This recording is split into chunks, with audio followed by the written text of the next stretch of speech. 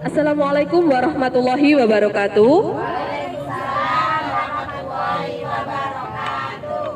Selamat pagi, kami dari kelompok 4 akan memperkenalkan salah satu materi yang keren untuk abad 21. Untuk memenuhi kecakapan hidup di abad 21 ini ada beberapa hal yang perlu kita miliki. Salah satunya adalah kemampuan berpikir komputasional atau yang sering kita kenal dengan CT.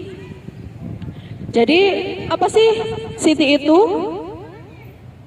Di sini kami akan sampaikan cara berpikir komputasional atau yang sering kita sebut dengan CT adalah sekumpulan metode berpikir untuk kemudian menyusun kemungkinan solusi yang bisa digunakan lalu mempresentasikan sehingga manusia dapat memahaminya. Atau lebih singkatnya seperti ini ya teman-teman. CT adalah sebuah proses pemikiran yang menghasilkan suatu metode penyelesaian masalah seperti itu. Kemudian apa sih yang kita harapkan untuk abad 21 ini dari CT atau dari cara berpikir komputasional ini? Harapannya adalah terjadi keseimbangan berpikir di tengah maraknya teknologi dan perkembangan zaman. Seperti itu. Jadi mari kita kenali tahapan-tahapan dari CT. Untuk tahapan-tahapan dari cara berpikir komputasional atau yang bisa kita sebut dengan CT, yang pertama adalah decomposition atau dekomposisi. Apa sih dekomposisi itu? Di sini dijelaskan, dekomposisi adalah menguraikan permasalahan yang kompleks menjadi lebih sederhana. Jadi intinya kita di situ menyederhanakan permasalahan yang ada. Kemudian untuk tahapan yang kedua ada pattern recognition atau biasa kita kenal dengan pengenalan pola. Di mana pengenalan pola ini adalah pemilihan pola-pola dan mengelompokkan yang polanya sama di antara atau di dalam permasalahan seperti itu. Untuk yang ketiga adalah abstraction atau abstraksi, di mana abstraksi ini adalah fokus pada hal yang penting dan relevan saja serta mengabaikan hal-hal yang tidak penting. Jadi untuk hal yang tidak penting itu kita abaikan untuk di tahap abstraksi. Kemudian tahap yang keempat adalah algoritma. Nah, di sini algoritma itu adalah menyelesaikan permasalahan dengan cara yang sistematis seperti itu. Untuk dekomposisi, di sini saya mengambil contoh kita membuat nasi goreng. Di mana membuat nasi goreng itu banyak sekali tahapan-tahapan yang perlu dilakukan. Setelah mengadopsi dari cara berpikir komputasional, maka membuat nasi goreng bisa menjadi sangat sederhana.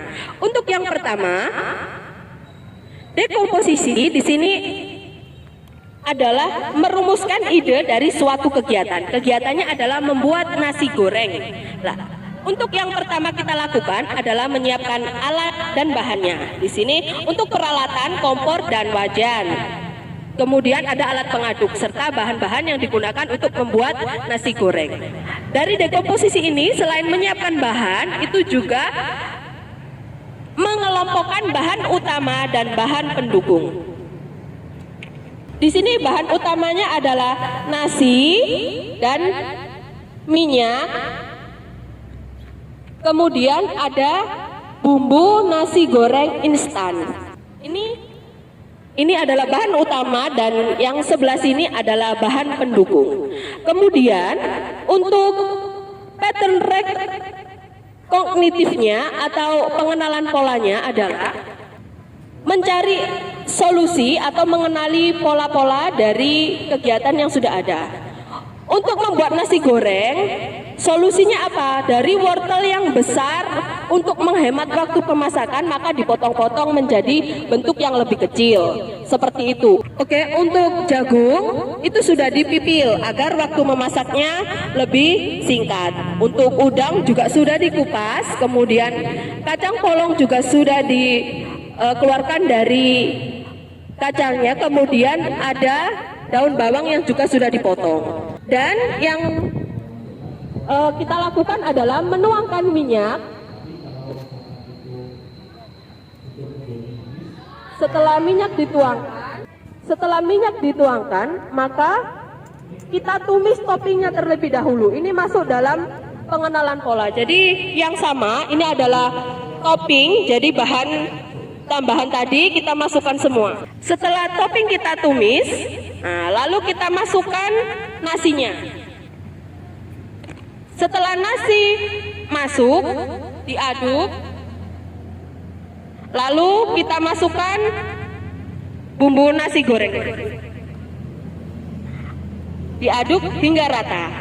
Untuk tahapan yang ketiga adalah abstraksi, di mana kita fokus terhadap langkah-langkah dalam resep, yaitu menuangkan minyak, kemudian bahan pendamping, bahan utama, dan misalkan, oh bun, ada toppingnya, ya udah kita abaikan topping, karena dalam abstraksi adalah kita mengabaikan hal-hal yang tidak penting, seperti itu. Untuk yang terakhir adalah menyelesaikan permasalahan itu secara sistematis, di mana ada spesifik, measurable, attainable, relevant, dan timeable, di mana di situ ada waktu yang khusus terukur, kemudian yang diperoleh itu selaras atau relevan. Di situ adalah membuat, ini di sini diharapkan itu dapat mempraktikkan sesuai urutan, mulai memasukkan minyak, kemudian memasukkan bahan hingga nasi goreng matang seperti yang ada di depan.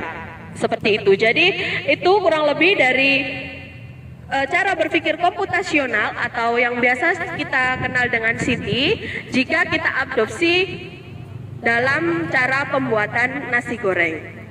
Terima kasih untuk waktunya. Sekian dari kami. Wassalamualaikum warahmatullahi wabarakatuh.